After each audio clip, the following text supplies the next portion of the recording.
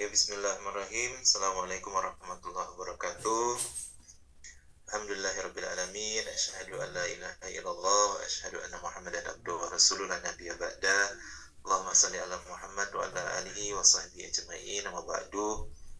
Puji syukur kepada Allah Subhanahu wa taala, ya Bunda yang dirahmati Allah, para ustadz ustazah. Kita bisa bersilaturahim di ruang Zoom meeting ya. Insyaallah ini pertemuan dunia maya. Semoga ayah bunda, para ustadz ustazah semua diberikan Allah nikmat sehat, nikmat iman, Allah berikan kemudahan, Allah berikan kebaikan dalam beribadah dan dalam didik dan mengasuh anak-anak. Ayah bunda yang dirahmati Allah, malam hari ini saya diberikan amanah untuk mendiskusikan terkait dengan bagaimana mendisiplinkan anak tanpa kekerasan, mengenalkan dan menanamkan disiplin pada si kecil dengan metode reward dan punishment. Sebelumnya tadi sudah diperkenalkan atau belum ya Ustaz? Ini yang jadi hostnya yang mana ini, yang MC-nya? Apakah tadi sudah ada perkenalan? Belum. Ini saya nggak lihat orangnya ini. Semua gelap, tertutup kamera. Oke, kita perkenalan singkat ya. Ini nama lengkap saya, panggilannya Pak Ifir. Saya tinggal di perumahan Ikip Tegal Gondo, belakang kampus 3 UMM. Oke, monggo yang mau ingin berkenalan silakan, ada di media sosial, ada Facebook, ada Instagram, nanti bisa di ads atau di TikTok gitu ya. Oke, mungkin ini perkenalan singkatnya. Baik, ayo bunda yang dirahmati Allah, berbicara tentang disiplin nih ya. Anak berada dalam pengasuhan orang tua, di mana orang tua itu menjadi gambaran real tentang sosok guru bagi anak-anaknya. Nah, disiplin ini adalah bentuk habit, kebiasaan, di mana disiplin ini adalah sebuah perilaku yang melatih diri untuk taat terhadap peraturan atau perilaku tertentu. Nah, disiplin ini sangat erat kaitannya dengan bagaimana bentukan karakter seseorang, termasuk orang tua, karena orang tua ini menjadi gambaran bagi anak-anaknya kan, dan mereka adalah guru yang paling utama. Nah, kalau kita melihat keadaan-keadaan yang terjadi kemudian dalam pengasuhan, dalam memberikan perhatian, pendidikan kepada anak-anak, disiplin ini dalam bentuk hal yang seperti apa gitu ya. Apakah kepatuhan terhadap sesuatu yang itu kaku, atau dia dalam keadaan yang fleksibel. Nah, ini menjadi satu hal yang bisa kita diskusikan gitu ya, karena memang berbicara disiplin ini nggak mudah, karena dia tidak saja terkait sesuatu yang tapi dia berikan yang besar gitu ya. Nah, disiplin ini adalah bentuk habit, kebiasaan, di mana keadaan melatih diri ini harus dimulai sejak usia dini, sejak anak-anak kita kecil, dan anak-anak itu melihat bagaimana penerapan dalam disiplin ini itu menjadi perilaku yang berulang. Jadi setiap hari, apakah ini terjadi atau tidak terjadi, maka memang disiplin ini harus dimulai dari orang dewasa. Nah, negara Indonesia itu menjadi negara yang urutan nomor sekian dari bawah terkait dengan disiplin. Kenapa? Karena memang habitnya orang-orang di negara kita ini terkait dengan disiplin itu menjadi sangat kurang sekali, karena pembiasaan menganggap yang tidak pernah memperhatikan bahwa disiplin ini menjadi sesuatu yang sangat penting, yang itu menjadi budaya yang menentukan tingkat kemajuan atau kemunduran sebuah bangsa atau negara. Nah, disiplin ini kita harus mulai dari diri sendiri, dan memang bentukannya kalau untuk anak-anak itu kan mereka perlu distimulasi, dilatih gitu untuk bagaimana mereka membiasakan diri. Nah, contoh yang paling kecil, yang paling mudah itu adalah misalnya kalau di sekolah anak-anak dilatih untuk bagaimana mereka meletakkan sepatu pada tempatnya, ya, meletakkan barang pada tempatnya. Ini menjadi contoh stimulasi awal anak-anak untuk melatih kedisiplinan.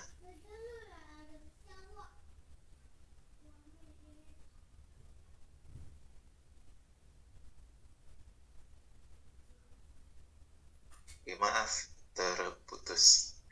Baik, ayah bunda yang dirahmati Allah, disiplin ini menjadi satu hal stimulasi penting dalam proses awal kehidupan anak-anak. Maka kita perlu melatih anak-anak sejak dini dengan cara-cara yang baik. Ya, apakah boleh kemudian kita memaksa dalam proses melatih kedisiplinan ini? Nah, ini harus dilihat. Pemaksaan yang cenderung melakukan pendekatan dengan otoriter ataupun jenis misalnya punishment, hukuman, nah ini biasanya akan memberikan efek trauma kepada anak-anak. Maka harus berhati-hati. Disiplin ini harus kemudian disampaikan dengan cara yang benar untuk anak-anak usia dini, ya, karena akan berefek kepada kehidupan berikutnya.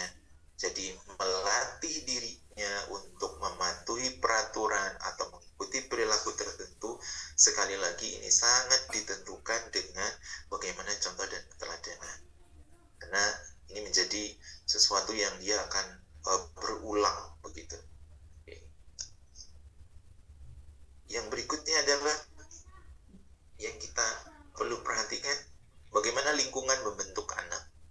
Ya, lingkungan yang kemudian memberikan pengaruh kepada anak-anak ini akan sangat besar pengaruhnya.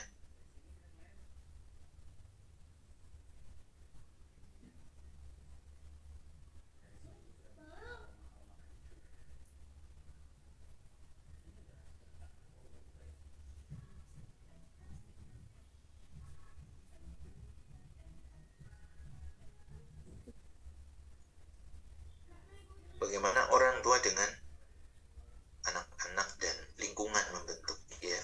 Jadi orang tua dan kebiasaan itu menjadi bentukan anak untuk bagaimana mereka menumbuhkan karakter disiplin.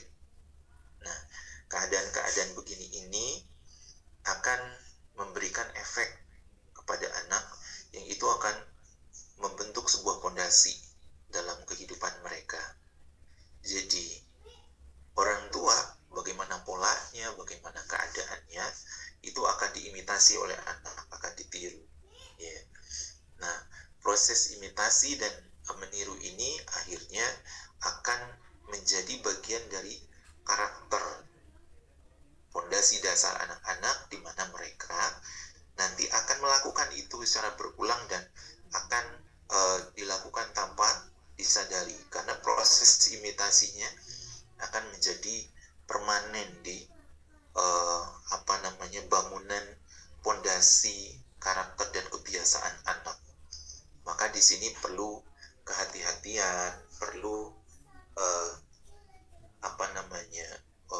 banyak sekali berpikir, introspeksi diri, refleksi diri untuk kemudian siapkah kita membentuk anak-anak untuk menjadi lebih baik dengan merubah sikap dan diri orang tua untuk menjadi baik gitu. Karena memang orang tua itu sendiri nggak ada sekolahnya kan. Orang tua sendiri itu nggak ada kemudian cara memberikan pelajaran untuk bagaimana dia mendidik, mengasuh anak, itu juga akan berpengaruh. ini harus kemudian disadari dengan keadaan-keadaan yang lebih.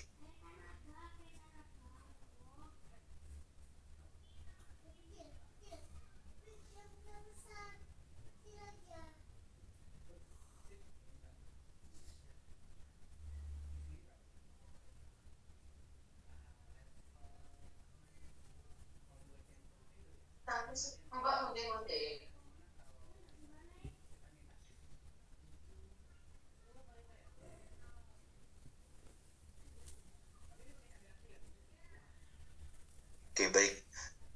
Nah, kondisi kita orang tua dengan lingkungan ini membantu sekali dalam proses pembiasaan, ya, pembentukan kedisiplinan itu tadi.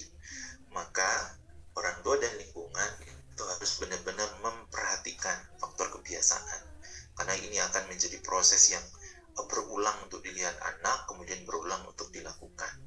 Maka budaya kita itu akan berpengaruh pada proses pola berpikir dan kebiasaan pertumbuhan. Kayak misalnya di Jepang, ya, kita bisa lihat budaya orang Jepang yang disiplin sedemikian rupa dengan orang Cina yang sedemikian rupa itu sangat bagus, karena memang itu jadi habit gitu, jadi kebiasaan, dan itu distimulasi dari kecil.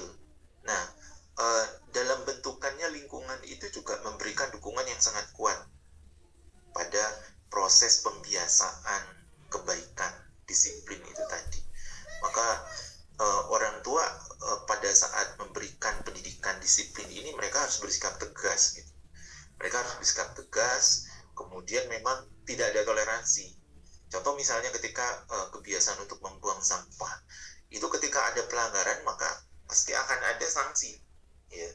Nah, ini nanti kita akan berbicara terkait dengan apa kemudian disiplin itu harus menggunakan metode yang anak harus dihukum gitu ya, atau diberikan reward. Nah, ini nanti kita bicarakan di slide berikutnya. Tapi pondasi dasarnya yang harus diperhatikan itu adalah bagaimana orang tua dan lingkungan itu memberikan dukungan yang kuat, karena ini berpengaruh pada keadaan-keadaan kehidupan ketika anak berada di lingkungannya juga, ya. Kadang ada keluarga yang mereka disiplin tuh, kehidupannya tertata teratur, tapi ketika dia melepas anaknya ke lingkungan dan ternyata lingkungannya itu tidak mendukung, ya, otomatis di satu sisi itu ketika bangunan di rumah itu nggak kuat gitu, anak itu akan terpengaruh menjadi tidak disiplin karena ngelihat lingkungannya buang sampah sembarangan, dan di situ tidak ada misalnya menyediakan tempat sampah yang mereka berpikirnya simple, buang aja sampah sembarangan, nanti juga ada tukang sapu gitu. Akhirnya kan berpengaruh kepada anak-anak yang mereka belum kuat tuh bangunan pondasi kebiasaan disiplinnya itu tadi. Akhirnya juga mau nggak mau membuang sampah sembarangan. Padahal kan mereka ketika misalnya memahami tentang perilaku itu, kalau nggak menemukan tempat sampah maka mereka biasanya akan mengantungi sampah itu. Jadi ditampung dulu di tasnya atau di sakunya, baru kemudian nanti dia ketika ketemu tempat sampah dibuang. Nah, itu. Oke. Jadi lingkungan dengan orang tua itu sangat besar sekali pengaruhnya untuk pola kebiasaan disiplin ini. Oke. Nah, berikutnya adalah apa yang harus kita lakukan ketika ingin mengenalkan disiplin pada anak. Nah, mengenalkan disiplin pada anak ini nggak sama dengan mengenalkan pada orang dewasa, ya. Kalau anak itu perlu distimulasi, pokoknya bahasanya diajak untuk melakukan secara sukarela. Jadi mereka perlu distimulasi itu, misalnya dengan stimulasi kalau di sekolah itu ketika mereka selesai bermain, kita menggunakan bahasa teman-teman.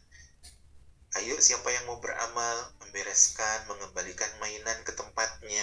Nah, bahasa-bahasa seperti ini itu adalah bahasa ngajak, tapi nggak secara langsung gitu ya. Tidak bahasa yang merintah, tolong bereskan, bersihkan. Ini bahasa yang memerintah, yang kemudian cenderung anak tidak bisa memahami dengan baik dan cenderung ada penolakan. Kemudian fokus pengenalan disiplin ini adalah bagaimana mereka bisa memahami pentingnya disiplin. Nah, kita mengenalkannya otomatis sesuai dengan bagaimana tahapan perkembangan anak itu, kemampuan mereka dalam memahami, ya, kebutuhan mereka dalam memahami. Maka kalau anak-anak masih di bawah usia 7 tahun, harus kita sampaikan dengan cara yang menyenangkan, ya. Harus kita bantu untuk bagaimana anak-anak ini ketika mereka memahami sesuatu terkait dengan pentingnya apa yang dilakukan itu, dia bisa merasakan kebahagiaan gitu, merasakan sesuatu yang menyenangkan ketika dia melakukan, apalagi itu berulang. Jangan sampai kemudian mereka ketika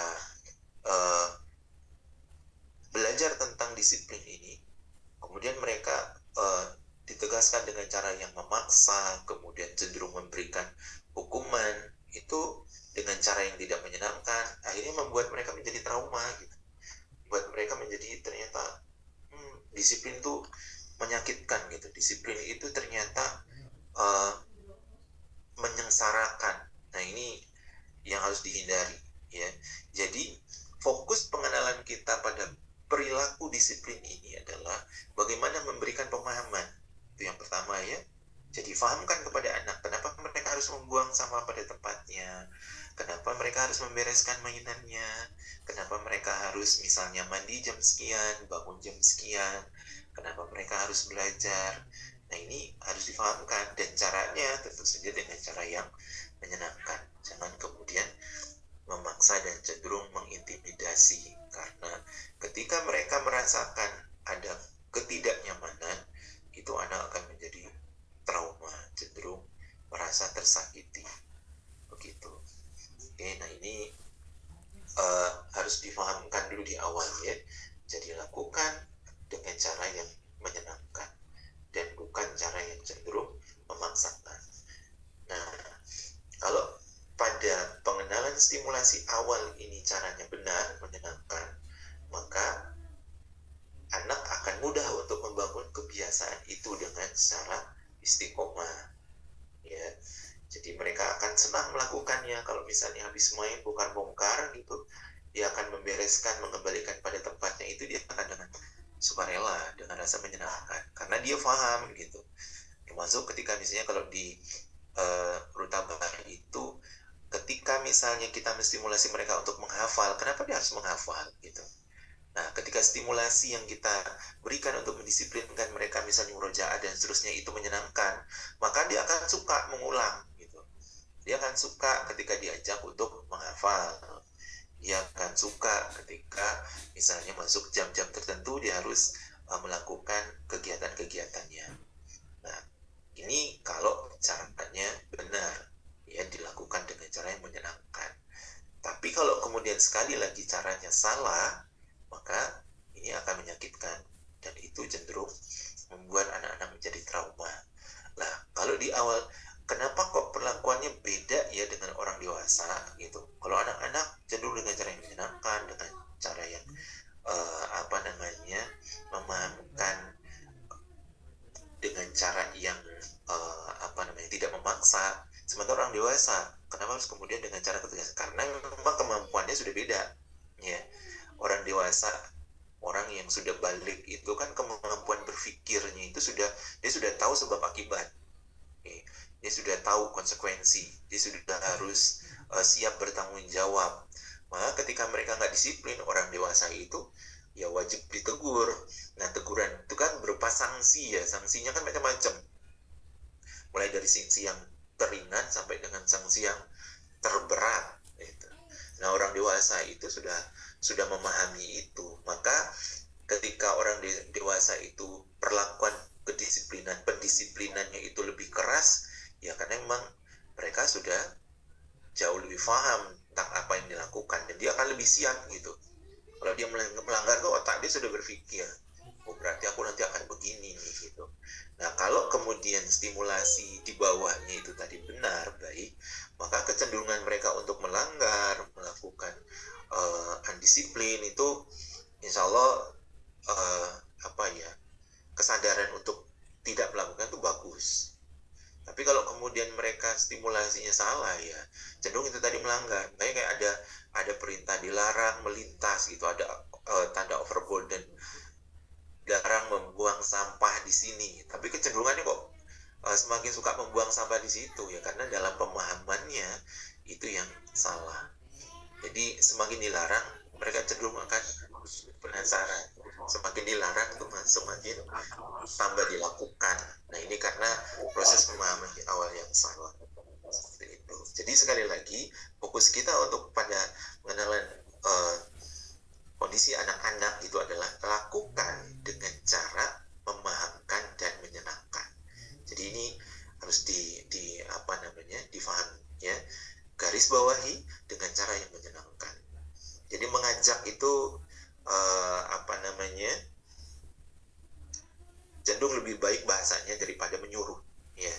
Jadi misalnya pembiasaan, teman-teman siapa yang mau beramal, adakah yang mau membantu, siapakah yang mau menolong. Nah ini bahasa-bahasa. Nah kalau pada anak-anak sembari mengatakan juga sembari memberikan contoh melakukan gimana caranya. Nah itu mereka akan melihat reaksi dulu ya. Ketika gurunya misalnya menstimulasi dengan sambil dia melakukan, menunjukkan caranya, maka itu akan lebih mudah dipahami oleh anak-anak daripada mereka hanya ngomong tok tapi kemudian tidak memberikan contoh. Nah, gurunya nyuruh, ayo siapa yang mau beramal bereskan mainan, tapi gurunya sambil duduk losor gitu. Anak-anak malah yang disuruh bergerak sendiri. Dan ingat, anak-anak itu punya proses ya. Jadi ketika misalnya dia disuruh membereskan mainan, dia paling ngambil satu, ditaruh, habis itu dia keliling misalnya. Nanti kita harus mengingatkan lagi, maaf, itu kan masih ada, belum selesai. Nanti baru dia balik lagi, ngambil, nanti taruh, habis itu main lagi. Nah ini biasanya memang terjadi pada anak-anak, tidak langsung kemudian dia seperti orang dewasa. Sekali disuruh langsung beres semua gitu, baru ditinggal. Anak-anak enggak, ya. Maka butuh ketelatenan di sini untuk membentuk pembiasaan dan memberikan pemahaman kepada anak terkait dengan kedisiplinan ini. Nah, sekarang ketika mendisiplinkan anak itu, dia butuh metode yang di-reward atau di-divanis gitu. Apakah kita perlu memberikan hadiah untuk mendisiplinkan anak, atau justru sebaliknya kita hukum gitu? Atau keduanya kita gunakan? Atau ada pertanyaan, kapan kita mereward dan kapan kita memberikan hukuman? Kalau untuk anak-anak di bawah usia 5 tahun, 6 tahun ke bawah, itu sebaiknya tidak menggunakan punishment. Ya, kalaupun kita ingin memberikan punishment, maka memberikan hukuman itu jangan sampai meninggalkan luka fisik dan luka batin, karena ini akan memberikan efek panjang pada perkembangan dan pertumbuhan mental mereka. Nah, kalau memberikan reward, sampai batas kapan anak ini boleh di reward gitu ya. Kemudian rewardnya ini apa, dalam bentuk apa, hadiah kan misalnya, atau ujian ya, atau mungkin misalnya dalam bentuk makanan, atau bolehkah memberikan reward misalnya dengan ngasih dia main HP misalnya gitu ya, nonton YouTube. Nah ini harus diperhatikan. Jadi anak-anak usia di bawah 6 tahun, mereka membutuhkan penghargaan secara ekspresif ya, secara nyata.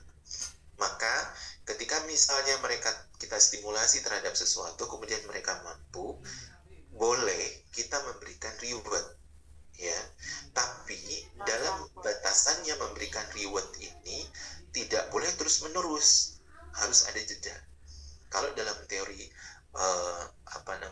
Ortganger dan kawan-kawan itu ada yang mengatakan bahwa memberikan hadiah itu bagus untuk memberikan efek stimulasi pada membangun kesadaran intrinsik gitu. Jadi kesadaran pribadi. Harapannya ketika kita menjelaskan sesuatu, kita memberikan sesuatu, kita memahamkan sesuatu, di saat kita memberikan hadiah, anak itu akan muncul motivasi dalam dirinya untuk melakukan perubahan atau akan meningkatkan kemampuan. Ini harapannya. Tapi di sisi yang lain ada faktor negatifnya. Anak itu kebanyakan ketika dia di-reward keseringan, itu tidak muncul kesadaran dari pribadi sebagai bentuk dia harus punya semangat belajar, motivasi belajar secara apa namanya, kemampuan kesadaran memahami, nggak muncul begitu. Tapi kebanyakan yang didapatkan efeknya adalah anak-anak itu justru tergantung gitu loh. Akhirnya yang diharapkan dari intrinsiknya tadi, intrinsiknya dia muncul dari dirinya sendiri, itu muncul kesadaran, ternyata nggak ada. Yang ada itu adalah pola berpikir bahwa dia melakukan sesuatu itu karena dia ingin dapat hadiah. Akhirnya fokusnya dia itu pada hadiahnya, pada rewardnya, bukan pada kemampuan dia memahami dan kesadaran dia kenapa melakukan sesuatu yang disuruh itu atau yang distimulasi itu. Nah, ini efek buruknya kalau kita cenderung memberikan reward itu berlebihan dan tanpa ada aturan. Maka kapan saatnya kita boleh memberikan reward, penghargaan? Ya di saat anak mampu melakukan sesuatu yang itu secara konsisten perubahannya. Berikan dia reward. Nah, reward ini sebaiknya maka menghindari memberikan reward untuk misalnya main handphone, nonton TV, ngegame, ya. Ini dihindari. Kenapa? Karena memberikan efek yang buruk pada perkembangan sosialnya, psikologisnya, kemudian kemampuan kecerdasannya, itu pengaruhnya banyak sekali. Dan sekarang sudah banyak bukti dan kasus-kasus yang disebabkan oleh reward-reward yang seperti ini.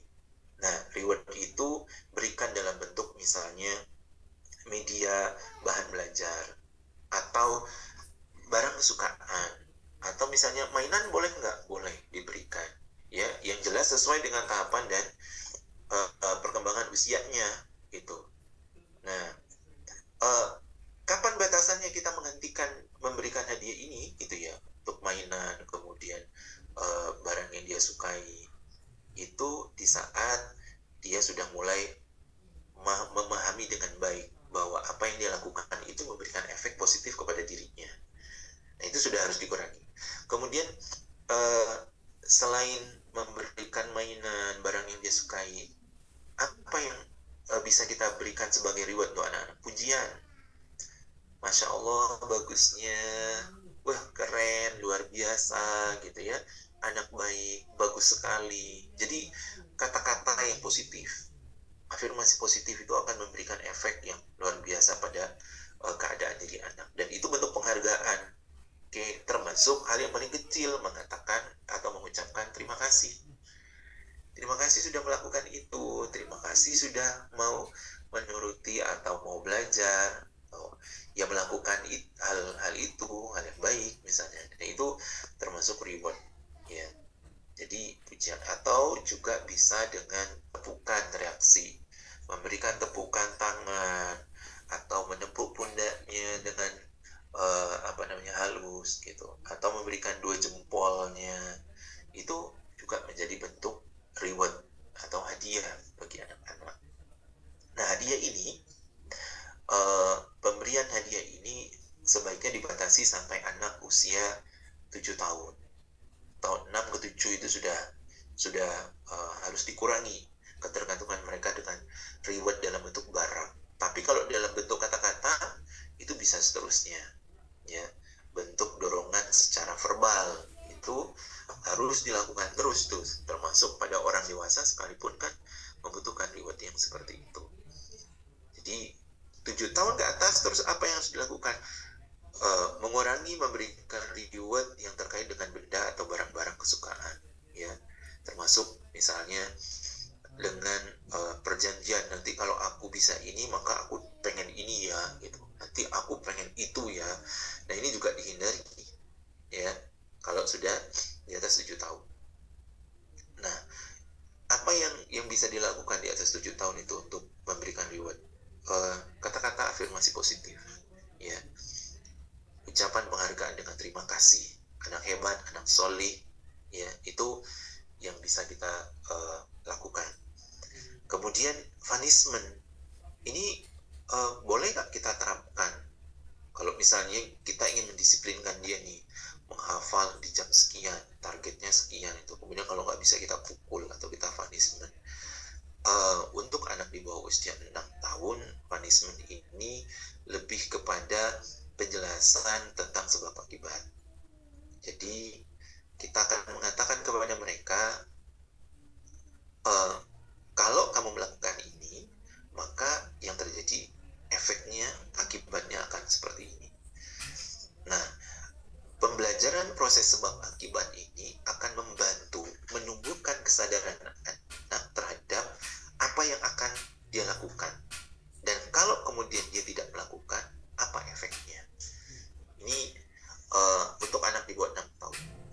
Kemudian ketika mereka sudah mulai paham tentang sebab akibat ini, maka kenalkan dengan apa yang menjadi akibatnya dalam bentuk misalnya perlakuan.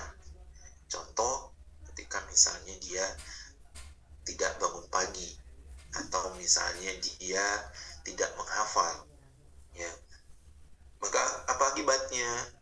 Kalau teman-temannya misalnya dapat hadiah, maka dia nggak dapat hadiah. Kemudian dia hukumannya apa? Teman-temannya boleh istirahat, dia nggak boleh misalnya. Ini dia harus menambah jam menghafalnya. Akhirnya dia waktu bermain terkurangi.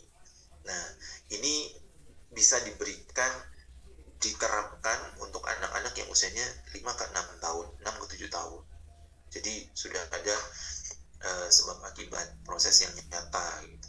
Kalau 7 tahun ke atas sudah boleh memberikan punishment dengan konsekuensi yang lebih berat. Salah satunya seperti yang Rasulullah sampaikan, ketika anakmu tidak mau sholat di usia 10 tahun, maka boleh kamu pukul. Nah, ini bukan pada ternyata mukul itu boleh, enggak. Tapi pesan yang disampaikan Rasulullah ini adalah bahwa semakin bertambah usia, konsekuensinya itu akan semakin berat gitu loh. Akibat yang ditimbulkan itu akan semakin berat. Maka ketika tidak memperhatikan terkait dengan konsekuensi dan tanggung jawab itu, maka bisa jadi ketika kita meninggalkan atau kita melanggar, kita akan sakit gitu. Kita akan merasakan kepedihan, kita akan merasakan kesulitan.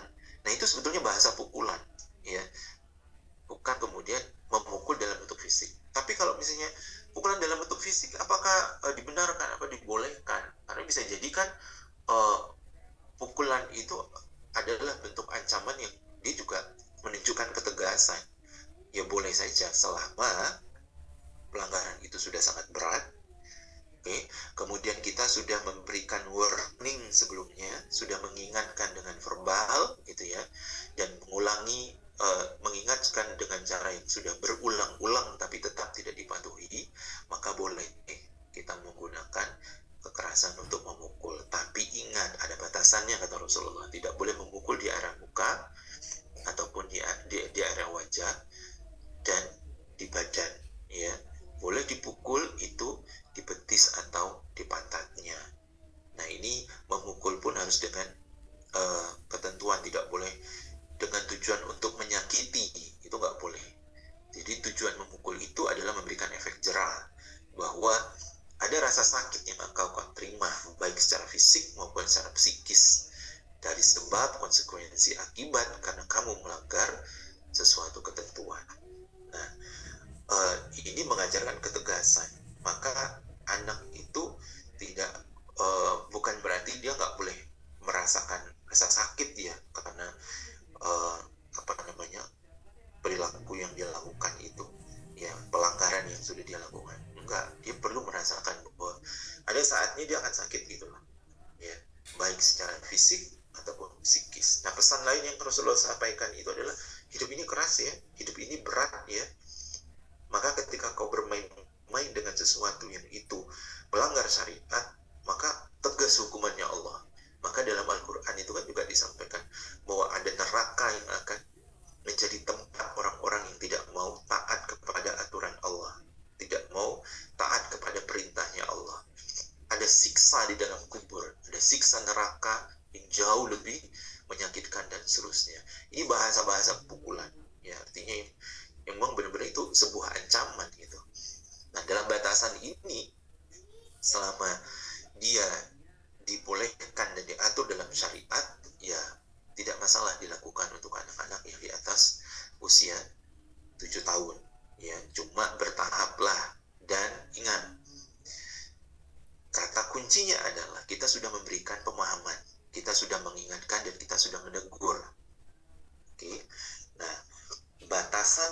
usia 7 sampai 10 itu masih batasan sosialisasi, menegaskan gitu ya, belum dengan memukul. Nah, usia 10 tahun itulah puncaknya kalau misalnya ingin dipukul maka dipukul di situ. Nah, apakah punya efek pada proses ketika menerapkan metode hukuman? Efeknya tetap ada, positif negatifnya itu tetap ada ya, kelebihan dan kekurangan menggunakan metode ini tetap ada ya. Kelebihannya adalah anak akan menganggap bahwa hal yang penting, hal yang jelas, hal yang tegas diatur dalam syariat itu nggak boleh dibuat main, itu harus ditegakkan, yang hak itu hak, yang batil itu batil gitu kan. Jadi mereka harus tegas dalam hal seperti ini. Maka ketika perintahnya itu la taqrabuz zina, jangan kau dekati zina, jangan kau bermain-main dengan itu. Kenapa? Karena hukumannya jelas gitu. Jadi ada ketegasan di situ, bukan dengan kalimat-kalimat yang gak jelas gitu kan, misalnya tidak melakukan itu ya silakan cari yang lain ya gitu, padahal itu udah jelas itu hal yang dilanggar. Nah itu harus tegas dalam hal seperti ini. Oke, efeknya ya memang akan menyakitkan. Efeknya memang mungkin akan mereka merasa tersakiti, kemudian nggak terima gitu ya, ada itu. Oke, wajar, manusiawi gitu kan, karena ada sesuatu yang menyakitkan gitu. Tapi efek positifnya adalah mereka akan menghargai. Dia akhirnya akan berpikir untuk tidak main-main dengan yang namanya hukum syariat atau apa-apa yang sudah ditegaskan dalam syariat. Nah, hal yang begini ini akhirnya membuat mereka sadar, dan orang tua ketika sudah menerapkan metode hukuman atau menghukum, jangan kemudian melampiaskan kebencian pribadi masa lalu kepada anak gitu. Jadi pelampiasannya jangan. Nah, ini harus diukur ya, harus diukur dan harus ada batasan. Nah, pada kondisi yang seperti ini, nanti ketika kita sudah marah, kita sudah misalnya memberikan hukuman, berikan jeda untuk cooling down. Lalu kita harus memperbaiki semuanya. Jadi harus minta maaf kepada anak yang tadi dihukum, rangkul kembali mereka dengan kata-kata yang baik, sampaikan permintaan maaf, dan sampaikan juga kenapa alasan kita memukul itu ya. Jadi jangan dibiarkan mereka terluka dan tersakiti dengan keadaan yang bisa jadi dia butuh untuk toleransi, atau dia butuh waktu untuk berproses gitu. Mungkin bisa jadi juga dia menyesal karena dia lalai gitu, dia dapat hukuman. Nah, hal yang seperti itu harus kita hargai ya. Jadi anak-anak harus dipeluk, anak-anak harus dirangkul kembali, dijelaskan kembali, dan kita minta maaf karena melakukan sesuatu yang mungkin menyakiti atau tidak menyenangkan bagi anak kita. Termasuk sebetulnya bagi kita juga, orang tua gitu kan. Orang tua mana ada yang menyakiti anaknya. Jadi sampaikan, kita pun kadang terpaksa ya melakukan itu. Kami juga nggak mau, tapi kamu sudah kami ingatkan, kamu sudah kami sampaikan, tetap tidak mau menuruti, maka ya maaf, kami harus bertindak tegas. Kenapa? Karena kami tidak bertindak tegas, kami yang akan dihukum sama Allah, kami yang akan dipukul oleh Allah gitu. Baik, bagaimana mendisiplinkan anak dengan cinta? Menurut American Academy of Pediatrics ya, mereka melakukan penelitian ya. Ini cara mendisiplinkan dengan cinta itu yang pertama adalah tunjukkan dan beritahu.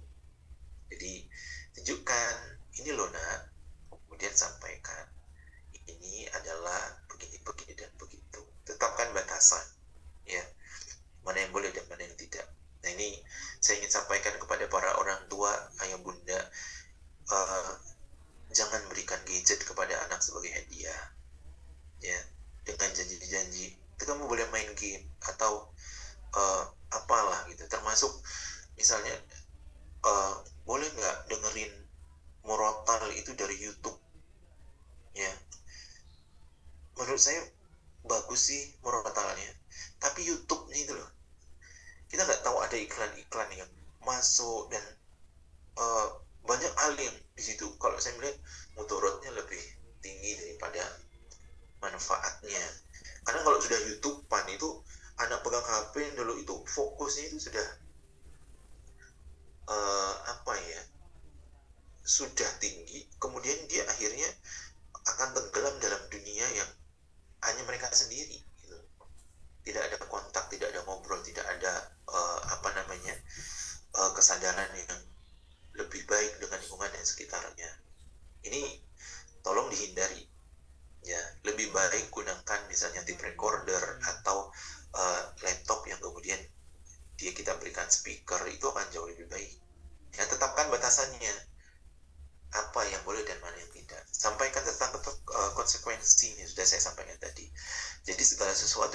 lakukan dalam kehidupan kita, apapun itu akan ada konsekuensinya. Nah, ini harus disampaikan dengan cara yang baik dan benar dan sesuai dengan tahapan usia anak ya. Oke. Yang berikutnya, berikan kesempatan anak untuk berpendapat. Jadi ketika kita menyampaikan A, B, C, kenapa begini dan kenapa begitu, lalu harus ditetapkan batasannya, aturannya begini, maka berikan mereka kesempatan berbicara, berpendapat. Aku kan begini, aku kan begitu. Oke, didengarkan, ditampung itu. Nanti baru kemudian kita bahas bareng-bareng. Kemudian berikan perhatian. Oke, sejauh mana sudah melakukan. Oh, hari ini ada perubahan. Oke, terima kasih ya. Keren. Hari ini sudah bagus. Gitu. Besoknya perhatikan lagi. Oh, ternyata dia lupa. Oke, nggak apa-apa. Kita ingatkan dengan cara yang baik. Gitu ya. Berikan perhatian apa kebutuhannya. Ketika dia mengalami kendala, di mana masalahnya. Begitu. Oke. Berikan pujian, ini bentuk penghargaan, ya, kata-kata positif. Kemudian di sometime gitu, berikan anak kesempatan untuk melakukan perilaku yang tidak tepat. Misalnya nih, bukan berarti kemudian membiarkan dia untuk punya kesempatan melakukan hal yang buruk gitu. Enggak. Misalnya contohnya, dia terburu-buru nih, gitu ya, terburu-buru, kemudian sepatunya nggak dirapiin, baju barang-barangnya nggak dirapiin gitu. Nah, itu jangan buru-buru kemudian kita marahin gitu, atau kita makan gitu. Sometimes biarin aja deh. Nanti kan ketika dia sudah nggak keburu-buru, itu kan dia ngeliat kira-kira nyaman nggak itu. Atau ketika dia tidak membereskan barang-barangnya nih, nah di saat dia di saat dia membutuhkan barang itu, dia nyari, bingung kan gitu. Nah, itu nggak usah dibantu, biarin aja. Nanti di situ dia belajar kan. Oke, ini akibatnya kalau kamu nggak merapikan ya, nggak mengembalikan barang pada tempatnya ya. Ini akibatnya kalau naruh barang sembarangan ya. Nah, itu. Jadi sometimes dia diberikan kesempatan, nggak harus perfect terus baik itu keadaan. Kadang kita perlu belajar dari kesalahan, perlu belajar dari kesulitan, kesakitan, ya, itu perlu. Hadapkan anak dengan masalah. Apa maksudnya ini? Anak-anak itu perlu distimulasi terkait dengan kemampuan berpikir yang menstimulasi otaknya untuk mencari solusi. Jadi ketika dia punya masalah, jangan cenderung kita bantu untuk menyelesaikan masalah itu. Jadi biarkan dia berhadapan dengan masalah. Oh, ternyata dia dihukum dengan gurunya, atau misalnya dia terburu-buru nih, akhirnya bukunya ketinggalan, Qurannya ketinggalan, sedang ada masalah kan ya. Kemudian dia akan berpikir, apa yang saya lakukan nih, aduh nanti saya dihukum nih dan segala macam. Biarkan aja dia dengan pikirannya, dia dengan kan, jangan kita yang mengambil alih masalah itu. Nah kan bukumu ketinggalan, Qurannya ketinggalan, maka lu dikasih tahu tadi, udah tunggu di sini aja biar mama yang pulang ngambilkan gitu. Oh no, ya. Jadi sampaikan ketika mau berangkat, cek semua barang sudah oke, sudah ready, berangkat. Ingat, kalau kamu dicek atau ketika kamu nggak mau teliti, nanti kalau ada barang yang ketinggalan dan segala macamnya, tanggung sendiri risikonya. Nah, anak itu sudah dihadapkan dengan masalah tuh. Dan biarkan mereka belajar untuk menyelesaikan, mencari solusinya. Nah, itu merangsang kemampuan berpikir di kognitifnya dia. Jadi kadang orang tua itu lebih fokus pada kemampuan anak ketika belajar. Itu adalah bagaimana mereka bisa menyelesaikan soal-soal matematika, bagaimana mereka bisa menghafal rumus matematika, mereka pintar berhitung, ya, mereka pintar untuk mengkalikan, membagi. Padahal sebenarnya bukan itu yang menjadi dasarnya. Kemampuan kecerdasan kognitif itu adalah bagaimana anak belajar tentang sebab akibat. Kemudian ketika mereka berhadapan dengan masalah, mereka bisa mencari solusi dan menyelesaikan masalah dengan baik. Itu kemampuan kognitif yang bagus. Ya. Nah, urusan nanti dia matematika dan segala macam itu berkembang dengan sendirinya. Tapi dasar utamanya itu adalah di problem solving. Kenapa? Karena kemampuan ini akan dibawa untuk sampai di dewasa, ya. Banyak sekarang ini orang punya banyak masalah, tapi dia nggak bisa menemukan solusinya. Dia nggak kuat, nggak siap berhadapan dengan masalah. Begitu kena masalah, yang terjadi mentalnya hancur. Efeknya, ya mati bunuh diri. Kan banyak sekarang kasusnya. Walaupun anak-anak kita itu disebut dengan anak-anak yang generasi strawberry lah, generasi sandwich lah, semacam-macam itu istilahnya. Kenapa mereka dapat istilah seperti itu? Karena anak-anak kita itu mentalnya nggak kuat, mentalnya bermasalah, kemampuan kognitifnya, kecerdasannya itu hanya pada sebatas pelajaran-pelajaran yang itu bersifat teori, bukan bersifat aplikatif ya. Akhirnya dia pintar di sekolah, ranking 1, juara, ini mengerjakan soal-soal benar semua. Tapi ketika dia turun ke kehidupan masyarakat yang sesungguhnya, ke lingkungan yang sebenarnya, dia nggak siap. Ketika dia bertemu dengan masalah-masalah yang itu tidak ada di buku-buku pelajaran mereka, dia gelagapan, dia bingung, ya. Akhirnya masalah sepele saja, seperti dia diputus pacarnya karena dia salah pergaulan, dia milih mati bunuh diri. Dia merasa hidupnya sudah nggak ada solusi. Ini nih bahayanya, ya. Dan orang tua akhirnya menyesal tuh kalau sudah kondisi begini. Oke, arahkan anak saat berperilaku buruk. Jangan dimarahi terlebih dahulu. Karena ketika mereka melakukan kesalahan, itu mesti ada alasannya. Dan mereka melakukan sesuatu, itu mesti karena ada alasannya. Maka dengarkan, ya. Oke, tampung dulu.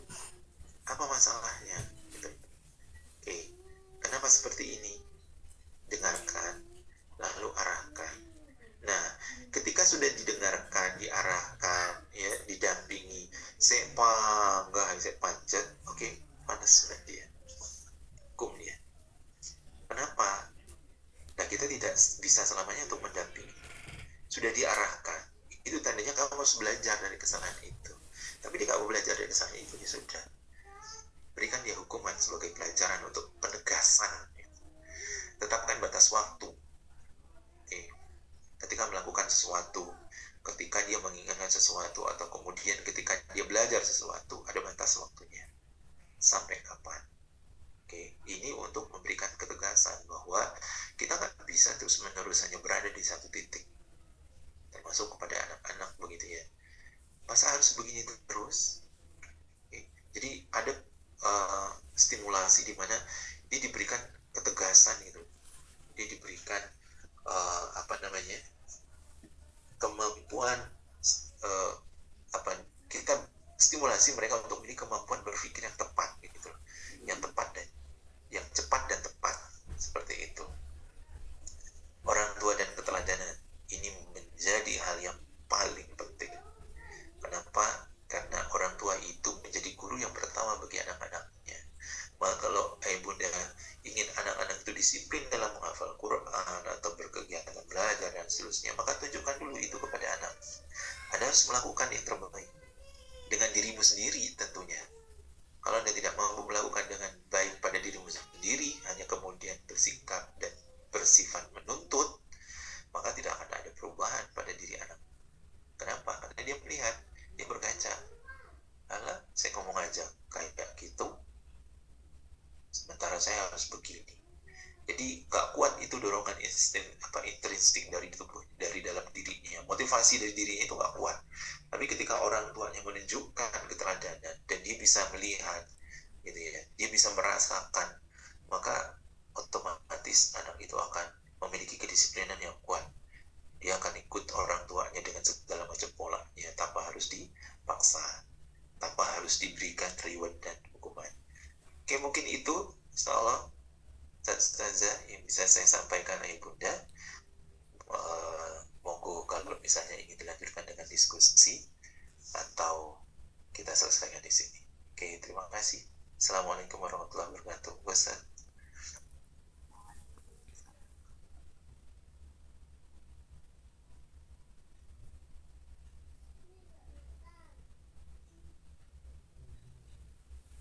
Monggo, ini masih di mute yang MC-nya siapa nih? Moderator.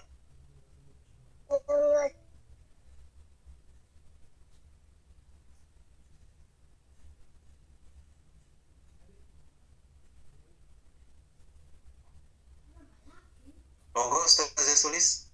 Kok saya tidak bisa dengar suaranya ini?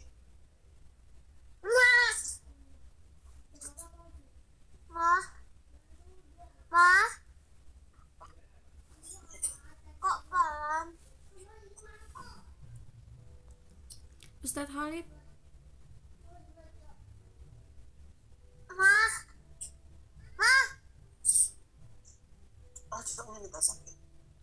Monggo atau langsung saja yang mau bertanya, mungkin kalau ada yang mau bertanya bisa raise hand atau langsung menuliskan pertanyaannya. Kalau ada orang tamu ada langsung kooperatif dan gak tertutup.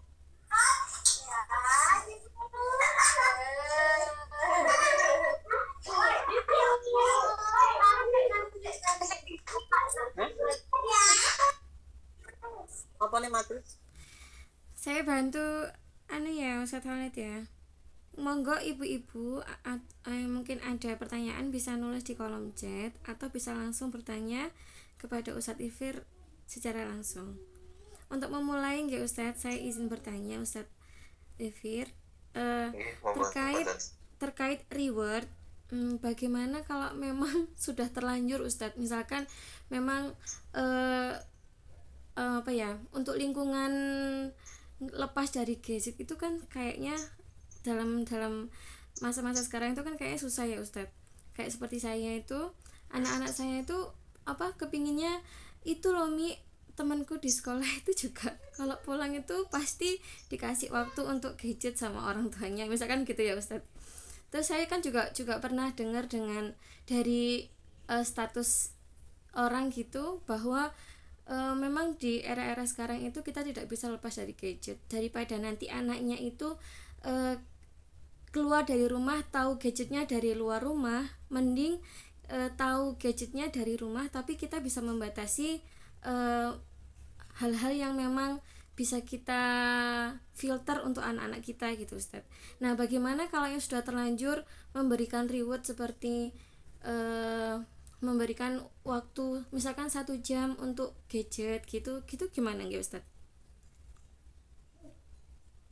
Oke, langsung saya jawab ya. Gak apa-apa gitu. Karena ini gak ada moderatornya. Nggih Ustadz langsung jawab gak apa-apa. Memang kita emang nggak bisa memungkiri bahwa sekarang ini di mana-mana kehidupan itu emang orang-orang lingkungan terutama anak-anak termasuk itu selalu pakai gadget gitu ya. Emang mereka cenderung melihat bahwa gadget itu seakan-akan nggak bisa lepas dari kehidupan kita gitu ya.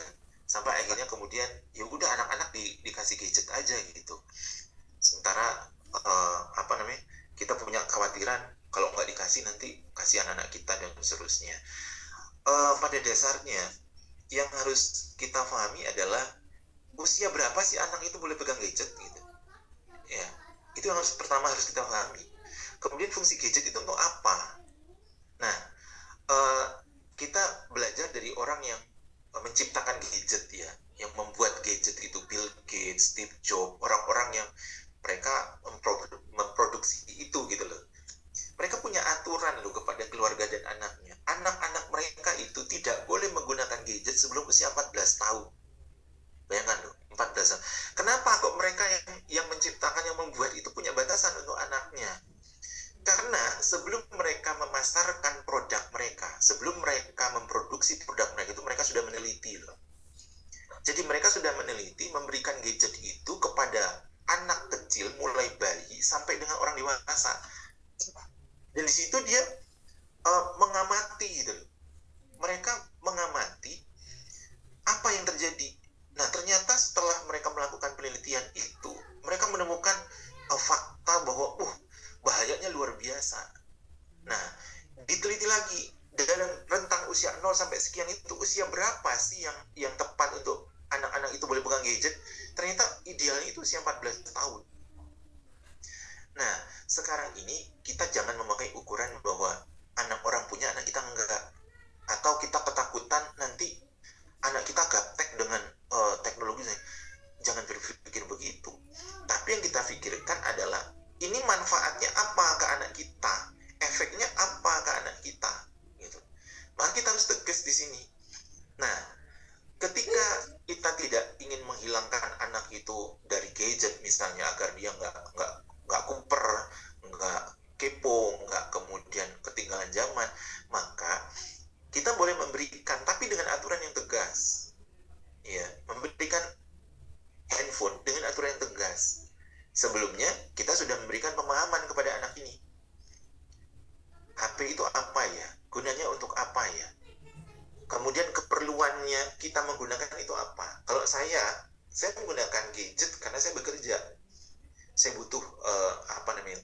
koneksivitas dengan orang lain, saya butuh berkomunikasi dengan orang yang dengan jarak yang jauh begitu. Nah ini kita butuh gitu. Nah sementara kamu kebutuhanmu itu untuk apa? Kalau sekedar misalnya kamu ingin ngobrol dengan teman dan segala macam, selama temanmu itu masih seusia dan mereka berdekatan, maka pergilah bermain, pergilah temui mereka gitu. Jangan berbicara di gadget. Tapi kalau misalnya urusan dengan teman sekolah, ketika mereka punya grup sekolah, silakan gunakan gadget, tapi tidak memiliki gadget itu. Ya pinjami gadget kita ke dia. Nah, lantas gimana Pak misalnya? Kalau anak saya pergi main ke rumah temennya, dia nggak bawa handphone. Kan kita bingung nanti jemputnya gimana. Kenapa kita tidak buat kesepakatan? Kayak orang tua dulu dengan anaknya loh. Saya dulu dengan orang tua saya itu kan nggak ada gadget, nggak ada telepon gitu. Telepon itu masih telepon kabel dan itu langka sekali. Tapi kami bisa buat kesepakatan dengan orang tua. Kalau mau main kemana? Pulang jam berapa? Nah itu disepakati. Ya pulangnya itu di jam yang disepakati gitu. Nah, kalau saya tanya, kamu main jam berapa? Nanti dijemput jam berapa? Jemputnya jam sekian bi gitu. Oke, tak jemput. Jam sekian itu. Tanpa ada gadget. Karena menurut saya ketika anak sudah berinteraksi dengan gadget, itu hilang sudah dunia sosialnya dia, hilang sudah kesadaran kepedulian dia terhadap lingkungan sosialnya. Kalaupun tidak hilang, dia berkurang. Dan yang paling besar adalah efeknya dia akan mengalami gangguan emosional yang itu secara tidak langsung akan terjadi pada dirinya. Dan proses berpikirnya itu juga akan, maaf ya, ketika dia nonton sesuatu, TikTok, bermain media sosial, atau dia membaca berita, semua masalah itu masuk di dalam otak dan tertanam di unconscious, di alam bawah sadar. Yang itu akhirnya nanti akan muncul secara tidak disadari pada dirinya, yang itu membuat dia susah, membuat pikiran dia terganggu tuh. Akhirnya dia jadi sensitif, mudah sumpah, mudah boring. Kadang dia merasa, aduh kenapa sih, bingung, kayak ada masalah. Dan itu terjadi loh pada usia anak-anak yang di bawah 6 tahun. Jadi anak 2, 3, 4, 5 ke atas itu mengalami masalah. Makanya sekarang saya banyak menemukan anak-anak berkebutuhan khusus. Itu yang disebabkan oleh gadget. Nah, kadang orang tuh melihat anak saya pintar kok, dia ngomong bahasa Inggrisnya bagus, padahal nggak ada yang ngajarin. Dia dapatnya itu belajarnya dari laptop, dari YouTube dan segala macam. Iya, pintarnya di situ, tapi dia tidak melihat masalah yang lain di luarnya. Anaknya nggak tahu ngobrol dengan orang, nggak bisa punya hubungan sosial yang baik dengan lingkungannya, wangke masalahnya. Dan begitu sudah nambah usia 7 tahun tuh baru bingung. Jadi berpikirnya Bu adalah, tepat nggak kita memberikan itu sebagai sebuah reward, hadiah? Kalau memang ternyata kita melihat anak kita itu belum pantas untuk mendapatkan itu, ya jangan. Kalaupun ibu ingin memberikan, Anda harus siap untuk mendampingi selama dia menggunakan itu. Jadi selama anak pegang gadget, Anda harus di sebelahnya dia, harus tanya, harus Anda ada komunikasi gimana dan seterusnya, sehingga itu akan akan meminimalisir efek yang terjadi kepada dirinya. Begitu kalau alam bisawab. Syukran Ustaz.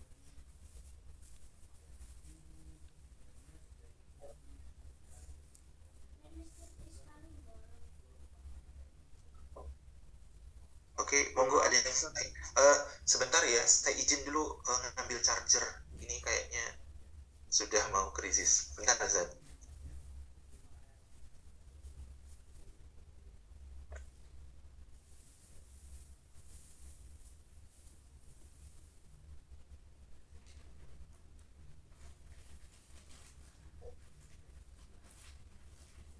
Monggo yang mau bertanya bisa langsung tulis di kolom chat juga.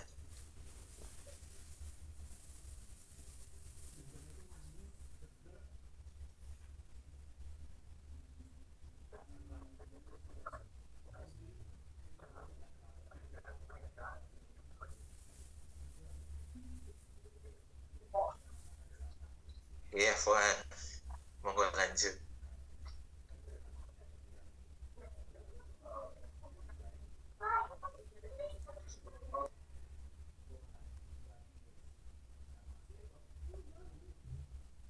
bertanya di kolom komentar, Ustaz. Oke, di kolom komentar bisa dibacakan. Ustaz, maaf, misalnya kita kasih izin anak kita lihat gadget, apakah kita lihat gadget punya teman tapi kita gak kasih dia gadget, itu gimana, Ustaz? Jadi numpang lihat gadget sama temannya aja gitu, Ustaz. Numpang lihat gadget Kita kasih izin anak untuk lihat gadget punya temannya, tapi kita nggak kasih dia gadget itu, wah, ini bahaya kalau misalnya dia malah dengan temannya, resikonya malah tambah besar itu. Karena ini yang kasus yang saya temui ya, ada anak itu dia pinjem gadgetnya ke uminya gitu ya, bilang begini, Mi, aku pinjem pinjem HP-nya ya, aku mau lihat, nunjukin sesuatu kepada temenku yang kemarin aku lihat itu loh Mi, sama Umi. Di mana? Di YouTube. Oh iya, nggak apa-apa. Lah, akhirnya melihatlah dia gadget itu ya. Nah, orang tua ini kebetulan dia sedang repot, jadi nggak apa-apa lah, dipikir juga aman. Nah, ternyata mereka itu dari lihat itu iseng nyekrol-nyekrol gitu loh. Ternyata mereka melihat, maaf ya, tayangan yang tidak pantas. Lah, orang tuanya merasa setelah kesibukannya itu dibilang, saya cepet-cepet kok, setelah anak saya pegang HP itu saya datang dampingi gitu loh. Saya duduk di dekat mereka sambil melihat. Nah, ternyata dia kecolongan di jeda yang anak ngambil dulu gitu loh, ngambil dulu yang ibunya masih repot itu tadi. Ya nanti tunggu bla bla, tapi anaknya sudah nyekel gitu. Nah, ternyata dia melihat sesuatu tayangan yang nggak pantas gitu, tayangan orang dewasa. Lah, ketika ibunya datang duduk, kalian lihat apa? Anak itu kan shock ya, melihat sesuatu yang, loh, ini apa gitu. Dia shock gitu. Nah, ketika ibunya datang itu, otomatis mereka berdua itu menutupi, nggak apa-apa kok, cuma lihat begini tok gitu. Lah, di lain waktu ceritalah anak ini ke gurunya. Dia cerita, Bu Guru, kemarin itu aku lihat ini loh di HP. Gurunya sampai shock, loh, kok bisa gitu? Emang kamu lihatnya di mana? Aku lihatnya sama temenku. Duh, pakai HP siapa, Nak? Pakai HP-nya mamaku. Emang mamanya nggak ada? Ada sih, tapi pas itu mama lagi repot. Nah, terus baru setelah itu mama datang. Kamu ngasih tahu mama? Enggak.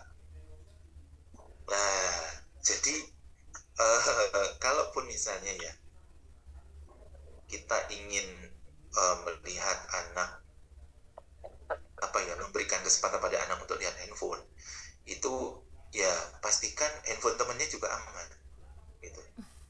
Karena kecolongan-kecolongan kayak begitu itu banyak terjadi, dan anak itu shock, langsung dia kayak, itu tadi apa gitu, dan itu mengganggu sekali keadaan psikologisnya. Jadi Bu, pastikan aman dan jangan ditinggal, lalu secukupnya. Dan ini pesan saya, jangan berikan kesempatan anak menggunakan gadget untuk games online atau offline, apapun itu. Karena racunnya handphone itu, racunnya adalah games. Ada di situ. Itu kalau saya bilang, kalau sudah ada itu gadget games, itu sudah jadinya narkolema gitu. Jadi orang tua memberikan racun kepada anaknya. Apa narkolema itu? Narkoba lewat mata. Jadi itu akan membuat anak menjadi ketagihan. Ini bahaya. Jangan anak-anak, orang dewasa aja banyak yang edik dengan gadget itu. Jadi sekali lagi, kalau saya lebih suka anak itu dikenalkan dulu dengan fungsi gadget itu, lalu ditunjukin pelan-pelan. Oke, dampingi. Kalau dengan teman, ya ketika teman, kalau saya prinsipnya gini, anak itu kalau mau main dengan temannya kalau sudah mau ke rumah,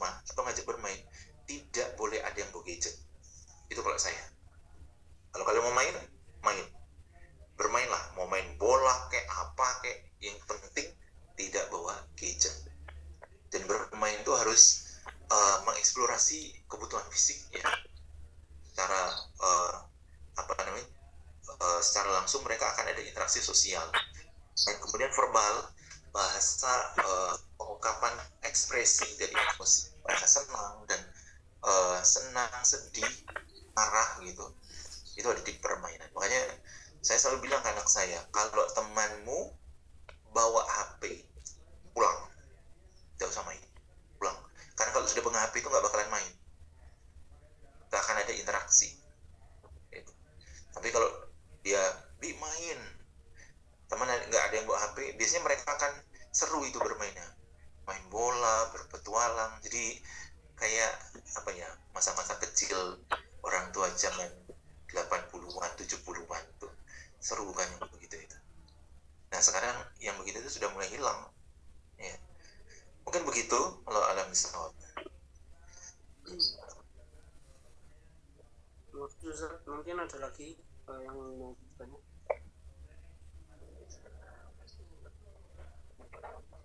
Mungkin kita cukupkan ya untuk sesi tanya jawab. Berarti perlu saya akhiri ya. Saya closing ya, Ustaz. Ya. Baik, ayo bunda yang dirahmati Allah, mendisiplinkan anak itu perlu pendampingan, perlu kekuatan untuk memberikan keteladanan ya. Jadi melibatkan orang tua, ayah dan ibu untuk mendisiplinkan anak itu menjadi hal yang wajib. Oke. Dan kuncinya kedisiplinan itu ada pada ayah, karena ayah itu pemegang kekuasaan dan dia adalah pemimpin. Dia yang berhak untuk menyampaikan aturan. Ayah itu yang berhak kemudian menunjukkan bahwa bagaimana seorang pemimpin itu menegakkan aturan dan mengatur keluarganya. Bagaimana kemudian dia bisa memberikan contoh yang terbaik dalam membangun kehidupan keluarga yang disiplin. Nah, berikan contoh teladan secara real dan gunakan media-media informasi untuk merangsang, menstimulasi kehidupan yang lebih baik terkait dengan disiplin. Ya, jadi misalnya menunjukkan video-video pendek tentang bagaimana kehidupan orang di negara-negara maju, kemudian anak-anak yang kehidupannya susah tapi dia bisa disiplin gitu, itu boleh, perlu ya kita tunjukkan. Nah, cuma saran saya jangan menggunakan media handphone, tapi gunakan laptop atau mungkin TV gitu, sehingga kemasannya itu memang kemasan untuk belajar, bukan untuk membuat mereka terlarut dengan kesenangan yang ternyata kita bisa lihat banyak nih kalau di YouTube atau di TikTok misalnya gitu, scrolling itu jangan ya, itu yang nanti memberikan efek nggak baik ya. Jadi bekerja sama ayah bunda untuk kemudian mendisiplinkan anak kita dan sampaikan sesuai dengan tahapan-tahapannya ya, jangan terburu-buru. Oke? Kita ini kadang orang Indonesia itu punya konsep berpikir itu kalau sudah memberikan atau sudah ngajarkan itu kepinginnya anak langsung bisa gitu, langsung kamu lakukan dengan sempurna gitu. Oh jangan dong, apalagi anak kita masih anak usia dini, perlu proses ya. Hari ini dia melakukan, besok enggak, hari ini melakukan, 2 minggunya enggak gitu, ya sabarlah mengulang-ulang ya, namanya juga anak-anak, dia butuh penguatan gitu. Jadi kalau emaknya butuh ngomel itu ya ngomel lah, tapi secukupnya ya, jangan terlalu berlebihan ngomel, tambah sana tambah sini, malah membanding-bandingkan dulu entah tonggomu ikut dulu entah ikut, padahal masalahnya sepele gitu. Nah tolong ya selimutnya dilipat, sudah cukup gitu. Ini enggak panjang, kemarin sudah dikandani, dibilang ngopo sik panggah ya, anaknya bukan tambah disiplin tambah stres. Mungkin bapak yo melu stres lek kalau emaknya sudah bolan balik nih.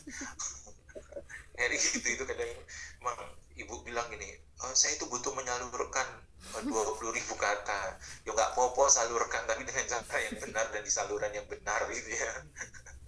Anak itu kadang jadi stres dong, mergo emaknya terlalu banyak instruksi dan intervensi. Padahal tujuannya baik loh awalnya. Tujuannya awalnya itu baik, tapi kadang overdosis. Kalau alam bisawab ya bunda, mungkin tim bisa saya sampaikan, mohon maaf lahir dan batin atas keterlibatan dan mungkin masalah teknis yang kurang ada salah, saya mohon ampun kepada Allah jika kesalahan itu memberikan manfaat yang tidak baik kepada kita semua. Terima kasih kepada Ustadz Ustazah yang sudah memberikan kesempatan untuk belajar bersama. Semoga ayah bunda menjadi orang tua yang lebih baik, menjadi solih dan solihah untuk anak-anaknya, dan semoga ikhtiar kita dalam belajar Allah berikan dengan anak-anak yang solih dan solihah, anak-anak yang menjadi cahaya mata dan penyejuk jiwa, anak-anak yang mampu memberikan kita mahkota nanti di hari akhir karena kedekatan mereka dengan Al-Quran. Allah a'lam bishawab. Subhanallah wa bihamdika asyhadu an la ilaha illa anta astaghfiruka wa atubu ilaik. Saya akhiri ya Ibunda di meeting Zoom-nya, dan izin live ya Ustaz ya, langsung gitu. Ustazah Sulis, saya langsung izin live ya setelah ini. Saya akhiri, billahi taufiq wal hidayah. Assalamualaikum warahmatullahi wabarakatuh.